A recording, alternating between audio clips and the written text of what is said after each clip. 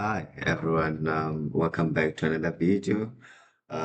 We're still working on organic chemistry, so it's that series.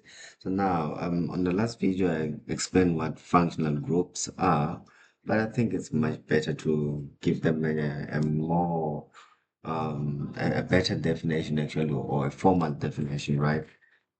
So a functional group is it's just a bond, an atom or a group of atoms that determine the chemical and physical properties of a group of organic compounds, right? So what is this? Hydrocarbons. That's a group of organic compounds, right? And within hydrocarbons, we have alkanes, alkenes, and alkynes. Different groups of organic compounds, right? They have different physical properties and chemical properties.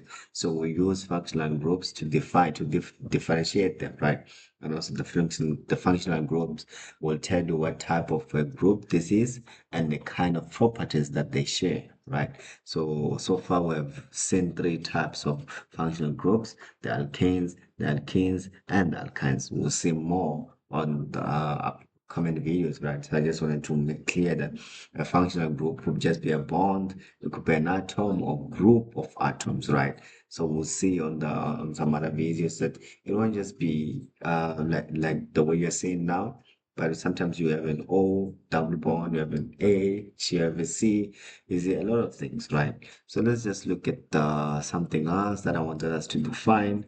I think it's important. It's called the parent chain, or the parent molecule, right? So the parent chain, what's up with the parent chain? So the parent chain is a chain in your structural formula that has more carbon atoms, right?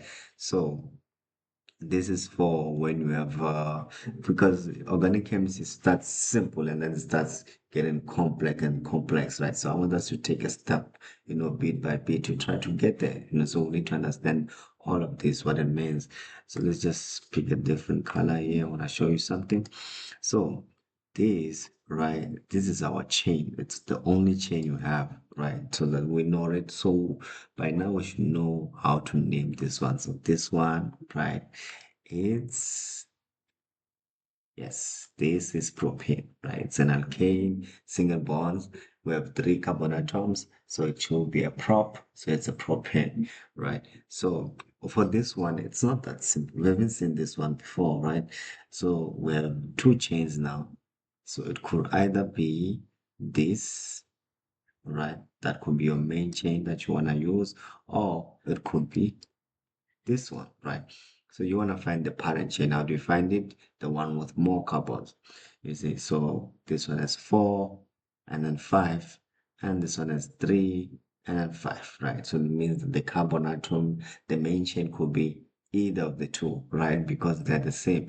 But if this was a C and then you have something like this, so this was definitely gonna be our main chain, and that will be something called a substitute, because in place of an H you now have CH3, right? We will talk about what substitutes are, but I just wanted to understand what a parent chain is, right, or parent molecule, right? So by now we should know what that is. So to name this one, so that will just to get you thinking now. So it's on the fourth one, right? So that will be your 4 methyl. Uh, is it 4 methyl or methyl 4? I think it's 4 methyl. Um, let's see. What is this? 5, right? So pentane, right? So this shows that the substitute where you're supposed to have H is where you have your methane, right? So it's called a methyl. This is naming thing, but don't pay too much attention to the naming now. We'll get to the rules on how you name these things, right? I just want you to understand what a parent chain is. But if you check, and also if you check here the naming, the parent chain is this one, and then this one will be your substitutes, right? So it's very important to know what your parent chain is and how to name it, and so that you can be able to name, right?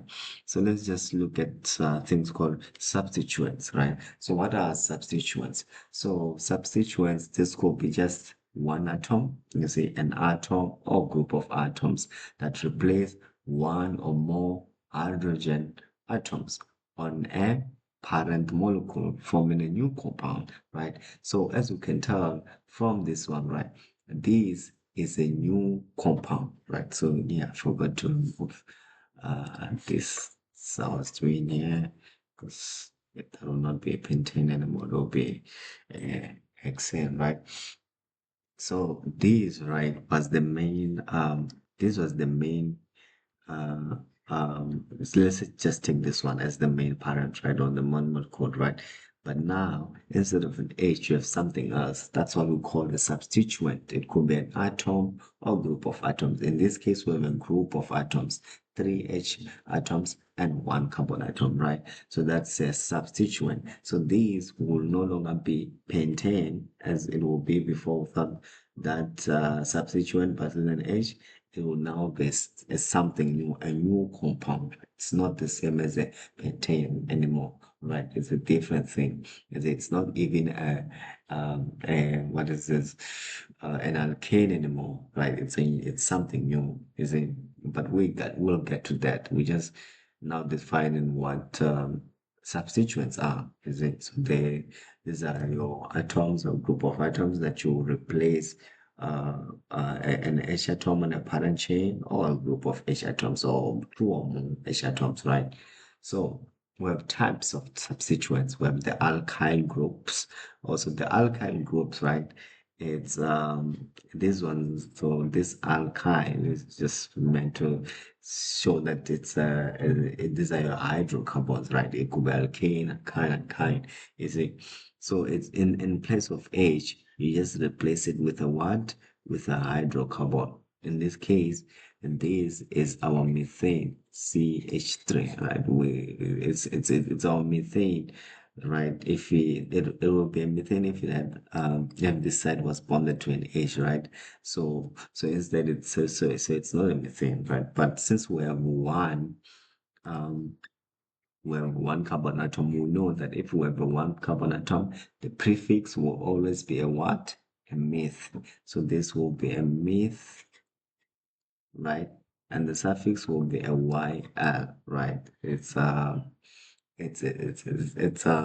methyl now, right? It's no longer methane because it's a substituent to a parent chain, and the parent chain, oh, I forgot this too, and the parent chain will be this one, right? You could also take this one because it's the same number of carbon atoms, right? It doesn't matter, but let's just take that one, right? So that's an alkyl group.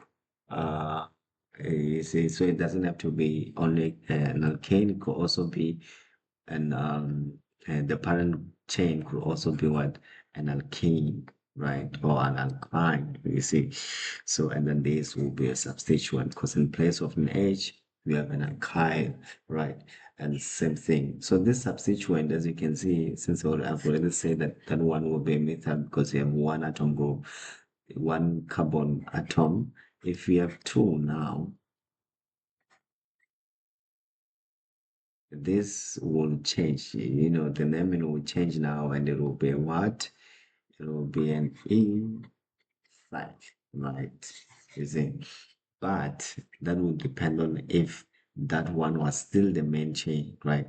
But if now we add another C, then you'll have more C atoms in this direction, meaning that this will just become our substituent now, right? So let me not confuse you, but what I'm saying is that there are different types of substituents. We have alkyl groups, right? So these ones are just hydrocarbons that will replace an H atom, right? You could have many instead of one carbon atom, you could have many carbon atoms that are still considered a substituent. And the main parent could be an alkane, alkene, alkyne. You see? So that's what I want you to get out of this one. So we also have halogens, right? So halogens are also substituents that you can put into the parent chain, right? So let's say your parent chain was something like this. Let's take let's, yes, so this is what you have, right? So we'll have our H atoms, H atoms, H atoms, H atoms, H atoms, H atoms, H atoms. Actually, let's just remove that one and then and one up why I'm doing this. So that will be your X. It's no longer an H there, you have an X now. So that X is now we're replacing it with not with an alkyl group, but rather with with a halogen. And halogen are just what? Group 7 elements. Bromine, iodide, chlorine, all of that. You see, you just replace it with that one. So we'll look, this is a different group of organic compounds, right? So we'll look at what alkanes are and their functional group, their general formula on the next video, right? But what I want you to take from this lesson, from this video, right? Just to summarize things, so you don't have to take everything, but what I want you to take is the functional group, the definition of functional group, right? It could be an atom, a bond, or a group of atoms, right? And that will always define the properties of a group of organic compounds. And then we have a parent chain or parent molecule, which is just a chain with more carbon atoms, right? Or the most carbon atom. And then we'll look at what substituents. So this could be a group of atoms or just an atom that will replace one or more hydrogen atoms, right, on the parent chain, right? And these are examples. You could have an alkyl group replacing a carbon atom. You could have a halogen replacing a carbon atom, right? And that will form one, a new organic compound. The organic compound will remain the same, but form a new one, right? So that's what I want you to take from this one. You see, all the naming on how you name them and everything. Don't worry about it at this stage. We'll get to that at a later stage. I just want you to understand the what